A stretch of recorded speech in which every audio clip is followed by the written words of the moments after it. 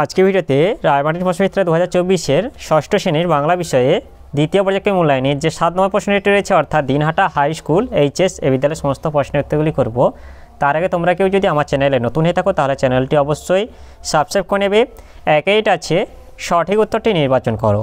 1-এর 1 এটা হবে পদ্মকে হবে মানভূম দেয়াল চিত্রের প্রতীক বলা হয়।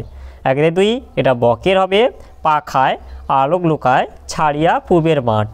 এরপর 1-এর 3 উপসর্গ যুক্ত হয় শব্দের আগে। 1-এর 4 বনাম একটি এটা বিদেশি অনুসর্গ হবে। 1-এর 5 ধাতুর সঙ্গে যে বিভক্তি যুক্ত হয় তাকে ধাতু বিভক্তি বলে। 1-এর 6 উপসর্গের অপর নাম আদ্য প্রত্যয়। এরপর 2 আছে একটি বাক্যে উত্তর দাও যে কোনো 6টি। 2 আছে নমনীতা দেবসেনের প্রথম প্রকাশিত বইয়ের নাম কি? নমনীতা দেবসেনের প্রথম প্রকাশিত বইয়ের নাম প্রথম প্রত্যয়।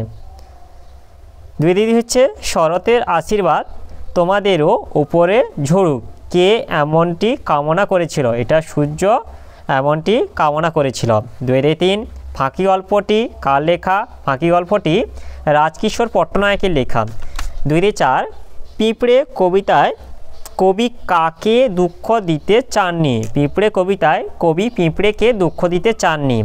2-5 আছে দুধে মাটি কি? দুধে মাটি হলো এক প্রকার হালকা বেলে মাটি। 2-6 সকালবেলার তাজা ফল বিকালে কিভাবে বিক্রি হয়? সকালবেলার তাজা ফল বিকালে অবহেলায় বিক্রি হয়।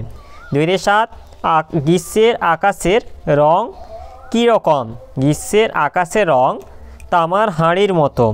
3 নিজের ভাষায় উত্তর দাও যে কোনো 3টি। 3 আছে আগে বছর আরম্ভ হতো অগ্রহায়ণে এর সম্ভাব্য কারণ কি? এর উত্তরটি হলো সাহিত্যিক সুভাষ মুখোপাধ্যায়ের মরশুমে দিনে রচনায় লেখক বলেছেন যে বছরের শুরু বোঝাতে অগ্রহায়ণ শব্দটি প্রচলন হয়েছিল, কারণ অগ্র হলো গোড়া বা শুরু আর হায়ন শব্দের অর্থ হলো বছর, অর্থাৎ অগ্রহায়ণ হলো বছরের শুরু। আবার এই সময় নতুন ধান বা নতুন ফসল তোলে চাষিরা, তাদের ধারণা নতুন ফসল দিয়েই সূচিত হতো বছরে। এই সব কারণেই লেখক প্রশ্নোত্তর মন্তব্যটি করেছেন। এরপরে 3-2 আছে আঁধারেতে থাকে হাট, কবি একথা বলেছেন কেন? এর উত্তরটি হলো হাটে সারাদিন কেনাবেচা চলতে থাকে, অজস্র মানুষের উপস্থিতিতে হাট কলরবে মুখরিত হয়ে ওঠে। জিনিসপত্র কেনাবেচা করার জন্য বহু চেনা অচেনা মানুষ সেখানে ভিড় জমায়। ভোর হওয়ার সঙ্গে সঙ্গেই হাটে তুমুল ব্যস্ততা শুরু হয়ে যায়।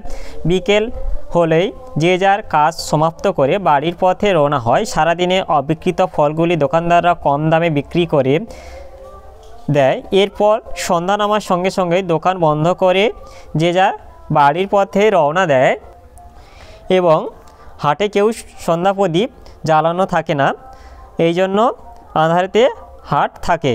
এই জন্য কবি এমন মন্তব্য করেছেন। এরপর 3 আছে তুই করবি বাগান, বাবা কেন এমন মন্তব্য করেন? এর উত্তরটি হলো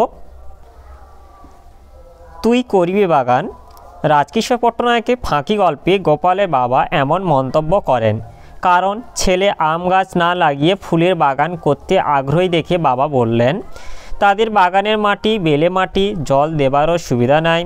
এর উত্তরে গোপাল যখন বলল সে নিজের হাতে জল দেবে ফুল গাছে, তখন তার বাবা রেগে গিয়ে বলেছেন যে নাকি নিজের হাতে জল তুলে স্নানটুকু পর্যন্ত করতে পারে না সে দেবে গাছে জল।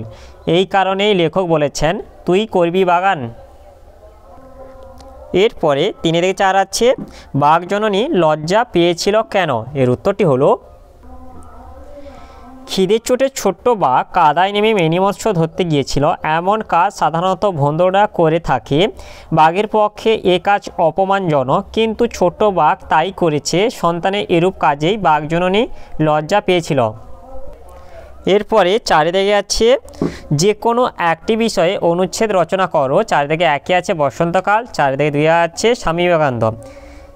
এগুলি আমি তোমাদের কমিউনিটিতে পোস্ট করে দেবো, তোমরা গিয়ে একটু দেখে নেবে। তাহলে আজকে ভিডিওতে আমরা ষষ্ঠ শ্রেণী বাংলা বিষয়ে যে 7 দাগে দিনহাটা হাই স্কুল এইচএস এই বিদ্যালয়ের সমস্ত প্রশ্নের উত্তরগুলি করলাম। আর তোমরা কেউ যদি আমার চ্যানেলটা এখনও সাবস্ক্রাইব করে রাখোনি তাহলে চ্যানেলটা অবশ্যই সাবস্ক্রাইব করে নেবে। ভিডিওটি ভালো লাগলে ভিডিওটিকে লাইক, কমেন্ট ও শেয়ার করতে ভুলবে না।